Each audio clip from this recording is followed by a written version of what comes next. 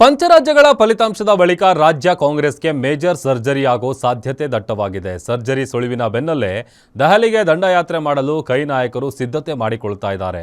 ಪಟ್ಟದ ಫೈಟ್, ಸಚಿವ ಸಂಪುಟ ಪುನಾರಚನೆ, ಕೆಪಿಸಿಸಿ ಅಧ್ಯಕ್ಷರ ಆಯ್ಕೆ ವಿಚಾರವಾಗಿ ರಾಜ್ಯ ನಾಯಕರು ಹೈಕಮಾಂಡ್ ಜೊತೆ ಚರ್ಚೆ ನಡೆಸಲು ಸಿದ್ಧವಾಗಿದ್ದಾರೆ. ಕಾಂಗ್ರೆಸ್ ಕುರ್ಚಿ ಫೈಟ್ಗೆ ಸಿಗುತ್ತಾ ಕ್ಲೈಮ್ಯಾಕ್ಸ್? ಪಂಚ ಫಲಿತಾಂಶದ ಬಳಿಕ ನಾಯಕರ ದಂಡಯಾತ್ರೆ.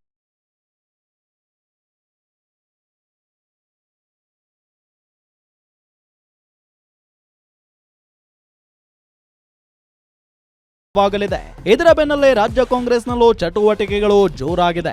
ಎಷ್ಟು ದಿನ ಪಂಚ ಎಲೆಕ್ಷನ್ ನಲ್ಲಿ ಬಿಸಿ ಇದ್ದ ಹೈಕಮಾಂಡ್ ಈಗ ಫ್ರೀ ಆಗಲಿದೆ. ಆದ್ದರಿಂದ ಈಗಲಾದ್ರೂ ನಮ್ಮ ಕಡೆ ನೋಡಿ ಅಂತ ಕಾಂಗ್ರೆಸ್ ನಾಯಕರು ಆಗ್ರಹಿಸುತ್ತಿದ್ದಾರೆ. ಆದ್ದರಿಂದ ಶೀಘ್ರದಲ್ಲೇ ರಾಜ್ಯ ಕಾಂಗ್ರೆಸ್ನಲ್ಲಿ ಮೇಜರ್ ಸರ್ಜರಿ ಆಗೋ ಸಾಧ್ಯತೆಗಳು ದಟ್ಟವಾಗಿವೆ.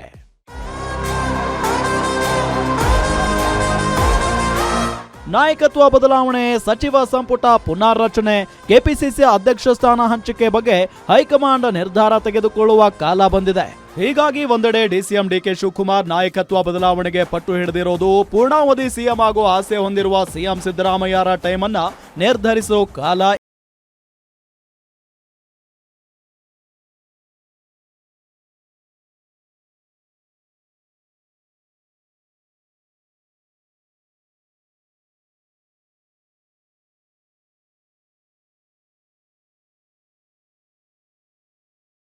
ಕಾಯ್ತಾ ಇದ್ದಾರೆ.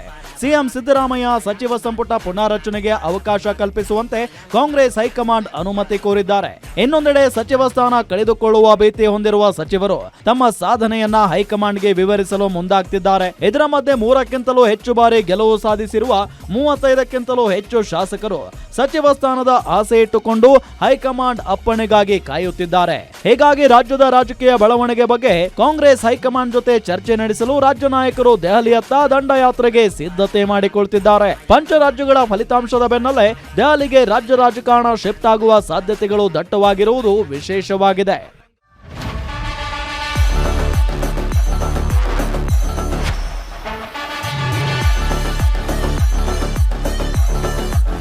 ಪಂಚ ರಾಜ್ಯಗಳ ಫಲಿತಾಂಶದ ಬಳಿಕ ರಾಜ್ಯ ಕಾಂಗ್ರೆಸ್ನಲ್ಲಿ ಕೆಲ ಬದಲಾವಣೆ ಮಾಡೋ ಬಗ್ಗೆ ಹೈಕಮಾಂಡ್ ಚಿಂತನೆ ಮಾಡ್ತಿದೆ. ಈ ಹಿನ್ನೆಲೆಯಲ್ಲಿ ಸಿಎಂ ಸಿದ್ದರಾಮಯ್ಯ, ಡಿಸಿಎಂ ಡಿಕೆ ಶಿವಕುಮಾರ್ ಸೇರಿದಂತೆ ಪ್ರಮುಖ ನಾಯಕರನ್ನ ಕರೆದು ರಾಜ್ಯ ಕಾಂಗ್ರೆಸ್ನ ಬೆಳವಣಿಗೆ ಬಗ್ಗೆ ಸೂಕ್ತ ನಿರ್ಧಾರ ತೆಗೆದುಕೊಳ್ಳುವ ಸಾಧ್ಯತೆ ಇದೆ.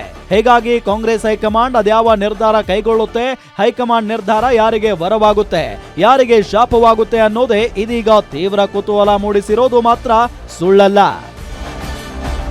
ವೀರೇಶ್ ದಾನಿ, political bureau, guarantee news, Bengaluru.